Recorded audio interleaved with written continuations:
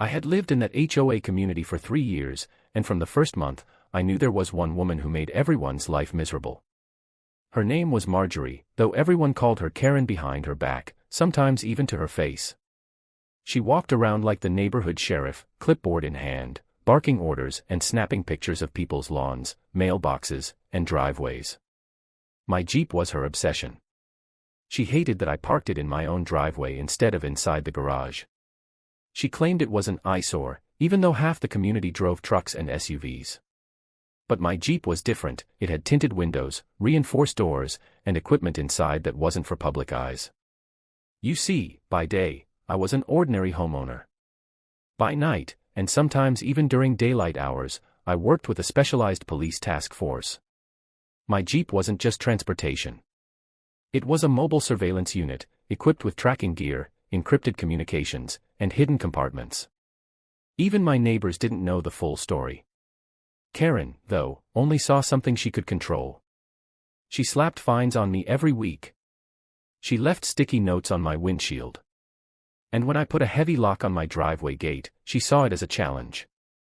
That morning, I heard the grinding of metal before I even stepped outside. My stomach sank when I opened my blinds and saw her, bolt cutters in hand, her face red with effort, as she snapped the lock and waved for a tow truck she had called.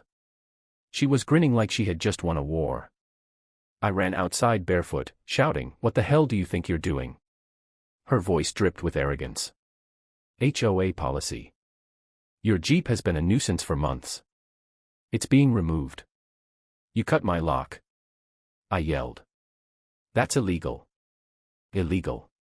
She scoffed. What's illegal is you breaking HOA rules. We own this neighborhood. You don't. But Karen had no idea. No idea that the Jeep she was towing was wired to send silent alerts when tampered with. No idea that she had just tripped a failsafe that notified my team at the station. And no idea that in less than 20 minutes, unmarked police cars would roll into our neighborhood. Neighbors peeked out from behind curtains as the tow truck driver hooked up my Jeep. Some even looked relieved. Karen had bullied them too, and now they thought she had finally put me in my place. But I knew better. My chest tightened. If she succeeded in hauling that Jeep away, she wouldn't just be towing a car. She'd be dragging classified police equipment into the open. And if anything went missing, my career, my mission, and even people's safety could be destroyed. The moment the Jeep's tires lifted off the ground, black SUVs turned the corner, lights flashing. Karen's smirk faltered. 2 unmarked SUVs screeched to a stop, and plainclothes officers jumped out. My task force leader, Captain Torres, stormed toward the tow truck. His eyes locked on me for a moment, then on Karen, who looked utterly confused. "What is going on here?" he demanded. Karen puffed herself up, waving her clipboard like a badge of honor.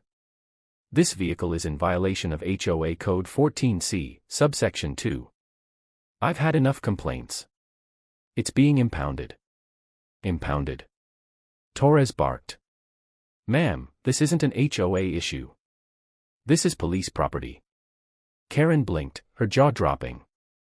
"Excuse me? It's a civilian vehicle." Torres stepped closer, lowering his voice but not his fury. "That civilian vehicle is part of an ongoing investigation. By cutting that lock and calling this tow, you've interfered with police operations." The tow truck driver froze, his hands in the air. I didn't know. She hired me. Said it was her neighborhood authority."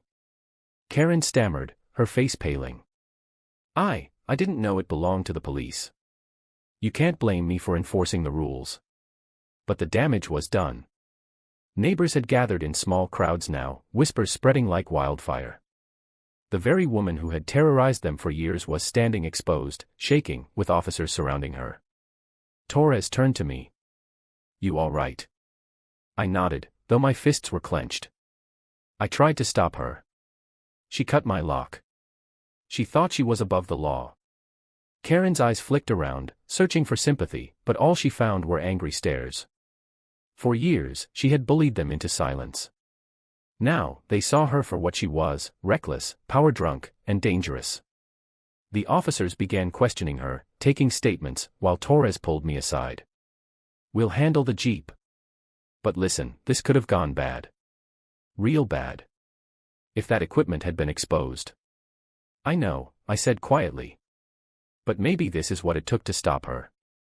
Over the next weeks, the HOA was forced into an emergency meeting. The truth had spread, about Karen's reckless stunt, about her harassment of neighbors, about how close she came to obstructing justice. She was stripped of her HOA authority and fined heavily. Some neighbors even pushed for charges. And me? I went back to my duty, Jeep safely locked behind reinforced gates. But something changed in the neighborhood. People started standing up for themselves. They realized Karen wasn't invincible. They realized bullies only win when people stay quiet. One evening, an older neighbor knocked on my door. "Thank you," he said, voice trembling. "We were all too scared to fight back. You showed us we could. And that's the message I want to leave you with. Sometimes the fight isn't about a car, or a rule, or even a lock. Sometimes it's about drawing a line and saying, enough is enough. So the next time someone like Karen tries to bully you into silence, remember this story. Remember my Jeep. And remember, you have more power than you think."